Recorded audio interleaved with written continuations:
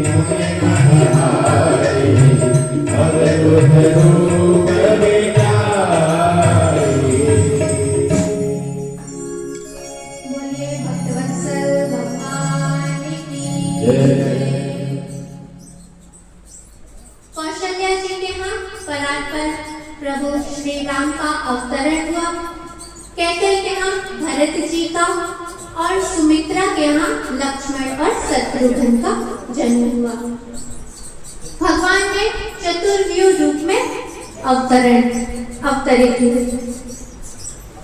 धीरे धीरे चारों बालक बड़े हुए। एक ऋषि थे जिनका नाम था विश्वामित्र। उन्हें ज्ञात हुआ कि दशरथ जी के यहाँ भगवान राम अवतरित हुए हैं। तब जो विश्वामित्र जी थे वह यज्ञ आदि किया करते थे। उनके यज्ञ में ताड़का, मारीच, सुबाहु, विघ्न उपस्थित करते थे।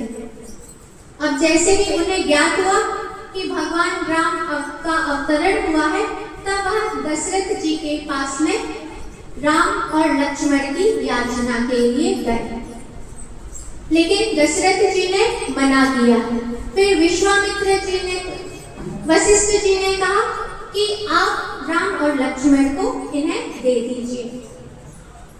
विश्वामित्र जी राम और लक्ष्मण को लेकर गए बक्सर। वहां पर प्रभु श्री राम ने ताड़का का वध किया, सुबाहु का वध किया और मारीच को बिना फण का बाण मारकर समुद्र के किनारे भेज दिया। और फिर पहुंचे जनक और फिर गौतम नारी अहिल्या का उद्धार किया। फिर भगवान श्री राम लक्ष्मण जी विश्वामित्र जी के साथ जनकपुर में पहुंचे। वहां पर जनक नंदिनी सीता का स्वयंवर हो रहा था।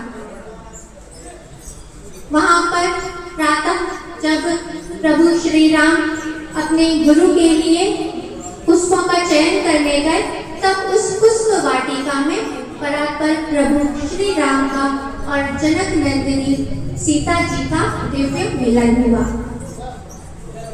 फिर वन्य जनों ने जनक का प्रण बतलाया कि जो इस शिव धनुष को तोड़ेगा वही जनक नंदिनी सीता से विवाह करेगा। बड़े बड़े राजा आए, लेकिन कोई भी उस शिव धनुष को नहीं उठा पाया। जनक जी ने कहा कि यह जो पृथ्वी है यह वीर विहीन हो गई है। जैसे ही जनक जी ने कहा, तब लक्ष्मण जी ने उनका प्रतिकार किया और फिर विश्वामित्र जी के कहने पर विश्वामित्र जी ने कहा कि राम, अब आप जनक जी का परिताप दूर कीजिए।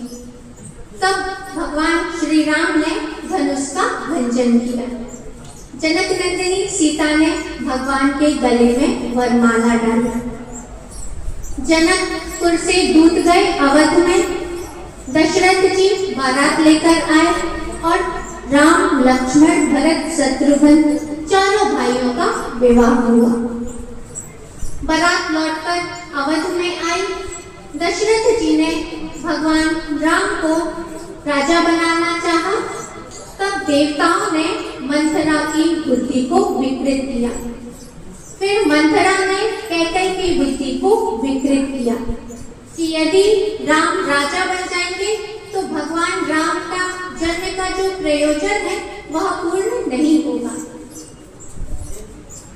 फिर कैकेयी ने दशरथ जी से 2 वर मांगे, भरत जी को राज्य और राम जी को 14 वर्ष का वनवास। भगवान राम, लक्ष्मण और सीता वन को गए। गंगा पार करके चित्रकूट में निवास किया और यहाँ पर अवध में दशरथ जी की मृत्यु हुई। भरत और शत्रुघ्न ननिहाल में थे। उन्हें सूचना भेजी गई। भरत जी ने पिता का अग्नि संस्कार किया और फिर भगवान राम को मनाने के लिए चित्रकूट गए। वहां पर भगवान श्री राम और भरत जी की दिव्य वार्ता हुई। भगवान श्री राम ने अपनी चरण पादुकाएं भरत जी को प्रदान की और भरत जी ने उन्हीं प्रभु के चरण पादुकाओं को सिंहासन पर रखकर राज्य किया। भगवान ने वहां से ऋषियों को प्रसन्न करने के लिए दंडकारण्य की यात्रा की। वहां पर एक राक्षसी आई जिसका नाम था सुपर्णा। उसने जैसे ही भगवान राम और लक्ष्मण के सौंदर्य को देखा तब वह मोहित हो गई और उसने भगवान श्री राम के सामने विवाह का प्रस्ताव रखा। तब प्रभु श्री राम ने लक्ष्मण जी के द्वारा उसके नाक कान को कटवा दिया। फिर वह पहुंची खरदूषण के पास में। भगवान श्री राम ने खरदूषण का वध किया। फिर वह शूर्पणखा पहुंची रावण के पास में। रावण ने मारीच को कनक मृग बनाया और सीता जी ने उस कनक मृग की याचना की प्रभु श्री राम से। तब भगवान ने उस मृग के वध के लिए उसके पीछे भागे। तब वह जो कनक मृग था वह मरते समय लक्ष्मण जी को पुकारने लगा।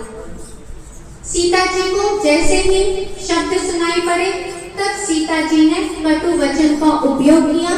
तब लक्ष्मण जी भगवान राम की सहायता के लिए गए और रावण यति के वेश में आया और जनक नंदिनी सीता का अपहरण कर लिया। जटायु जी ने प्रतिकार किया। तब रावण ने जटायु के पंखों को काट दिया और सीता जी को लेकर अशोक वाटिका में रख दिया। जैसे ही भगवान राम और लक्ष्मण लौटकर आए तब देखा कि यह जो कुटिया है यह सीता से विहीन है।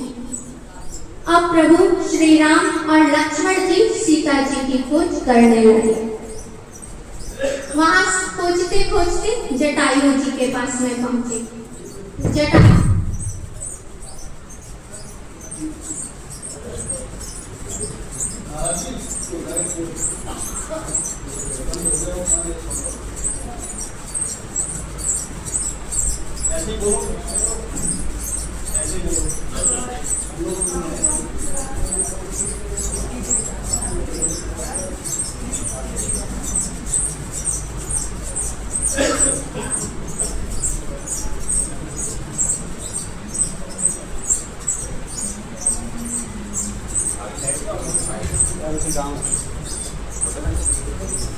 भैया इसको बंद कर।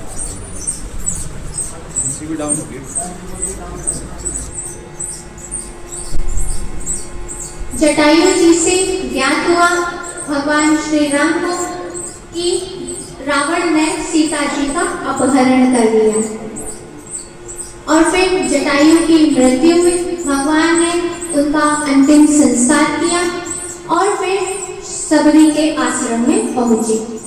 शबरी जी को नवदा भक्ति का उपदेश दिया और फिर भगवान पहुंचे ऋषिमुख पर्वत पर।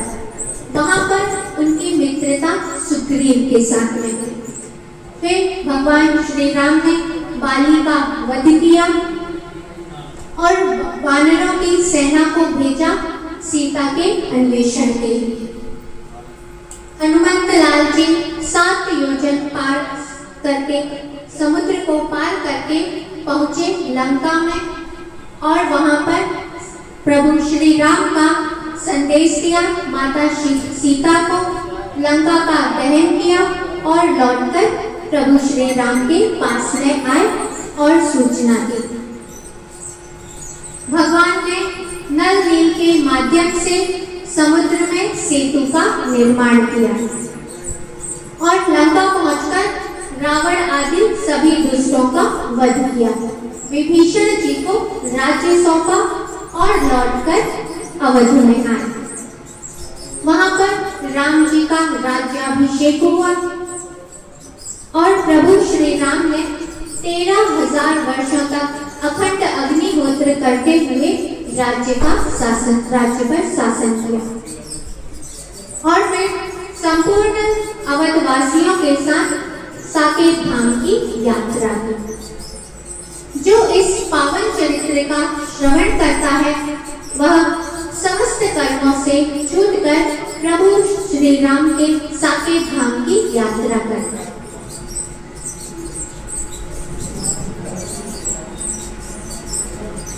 इन्हीं के वंश में